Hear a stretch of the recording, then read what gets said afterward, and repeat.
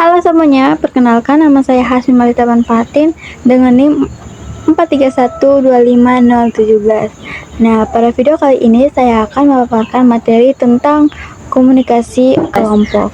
Nah, teman-teman, komunikasi kelompok adalah proses pertukaran pesan informasi atau makna antara komunikator dengan dua orang atau lebih untuk mencapai tujuan bersama. Nah, dalam komunikasi ini, setiap anggota memiliki perannya dan saling mempengaruhi serta terikat oleh norma atau aturan dalam kelompok. Intinya, dalam komunikasi kelompok tidak hanya sekedar berbicara, tetapi melibatkan kerjasama, pengambilan keputusan, dan pembentukan hubungan antar kelompok.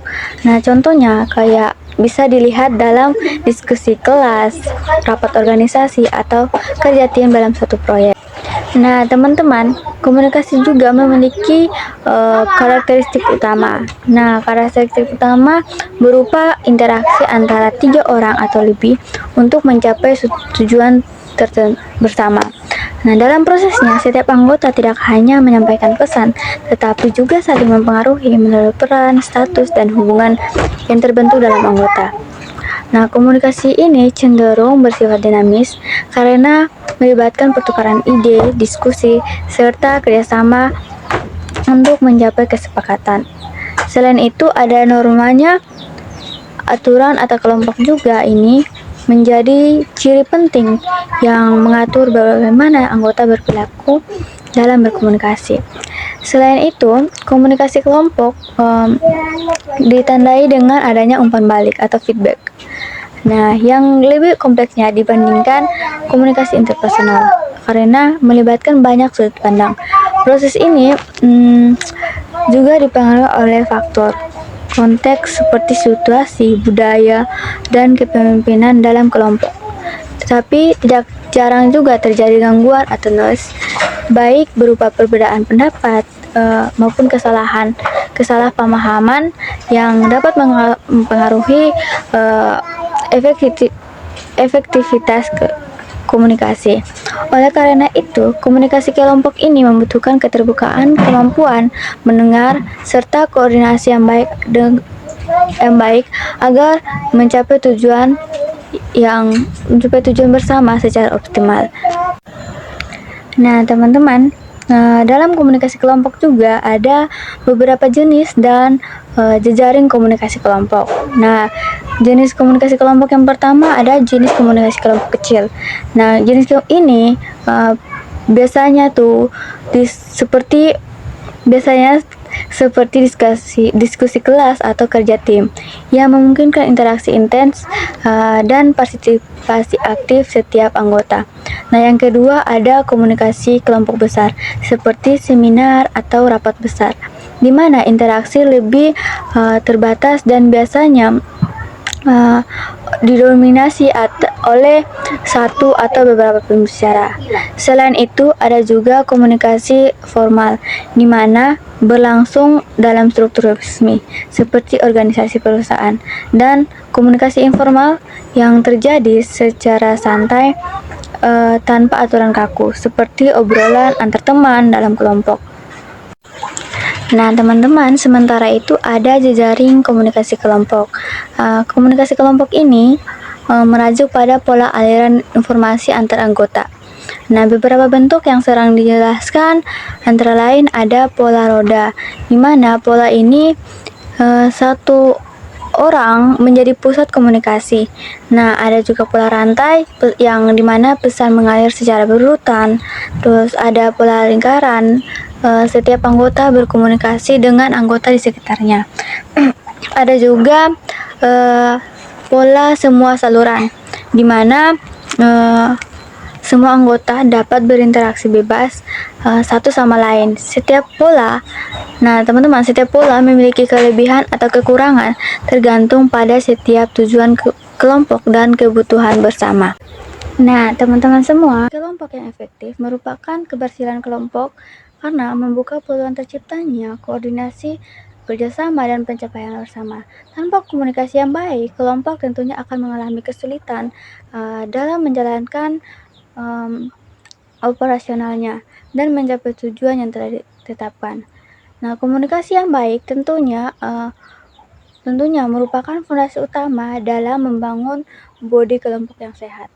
Nah, dalam komunikasi kelompok juga ada komunikasi verbal dan nonverbal, di mana komunikasi kelompok verbal adalah proses penyampaian pesan dalam kelompok yang menggunakan kata-kata baik secara lisan maupun tertulis. Bentuknya biasanya berupa diskusi, presentasi, rapat atau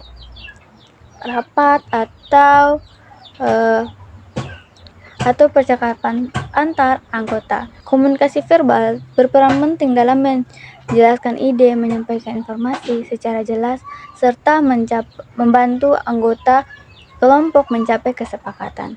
Keefektifannya dipengaruhi oleh kejelasan bahasa, intonasi, serta kemampuan anggota dalam menyusun pesan. Nah, sementara itu, komunikasi kelompok nonverbal adalah penyampaian pesan tanpa kata-kata seperti melalui ekspresi wajah, gerakan tubuh, kontak mata, hingga nada suara. Nah, dalam komunikasi kelompok, komunikasi nonverbal sering memperkuat atau bahkan mengganti pesan verbal. Nah, teman-teman, dalam konteks komunikasi kelompok, komunikasi verbal sering memperkuat atau bahkan mengganti pesan verbal. Nah, misalnya anggukan kepala atau menunjukkan persetujuan atau ekspresi bingung menandakan ketidakpahaman. Nah, walaupun tidak diucapkan, pesan komunikasi nonverbal ini memiliki peran besar dalam membangun suasana atau menunjukkan sikap dan mempengaruhi dinamika interaksi dalam kelompok. Nah, teman-teman, komunikasi kelompok ada juga motivasi komunikasi kelompok. Nah, motivasi kelompok adalah dorongan yang membuat individu terlibat aktif dalam interaksi kelompok untuk mencapai tujuan tertentu. Nah, salah satu motivasi utamanya adalah kebutuhan sosial, yaitu keinginan untuk berinteraksi, merasa diterima, dan menjadi bagian dari suatu kelompok. Selain itu, ada juga kebutuhan untuk berbagi informasi dan pengetahuan, di mana anggota saling bertukar ide dan pengalaman serta solusi untuk memecahkan masalah bersama. Di sisi lain, motivasi komunikasi kelompok juga dipengaruhi oleh tujuan pribadi. Namun ada juga tujuan bersama. Nah, individu komunikasi ini untuk mencapai kepentingan tertentu, seperti memperoleh pengakuan, meningkatkan kemampuan, atau mempengaruhi keputusan kelompok. Sementara itu, komunikasi secara keseluruhan berkomunikasi untuk mencapai kesepakatan dan mengambil keputusan bersama. Dengan adanya motivasi ini, komunikasi dalam kelompok menjadi lebih terarah dan aktif.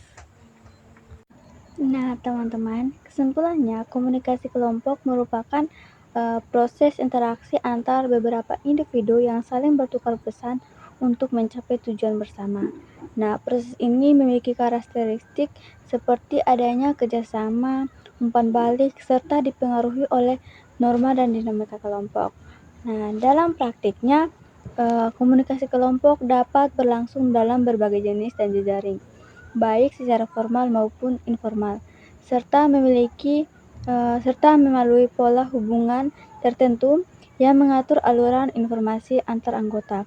Selain itu, komunikasi kelompok juga melibatkan aspek verbal dan nonverbal yang saling melengkapi dalam menyampaikan makna.